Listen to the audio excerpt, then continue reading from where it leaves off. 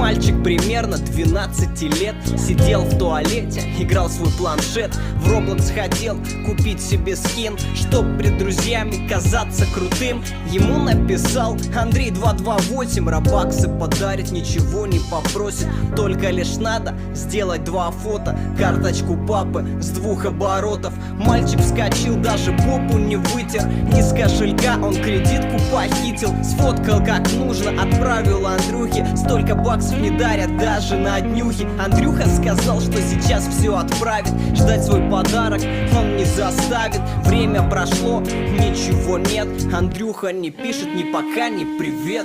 Roblox удалила мне мама поздно. Ремень достал папа, может. Донатить не надо. По 100 тысяч с кредитки от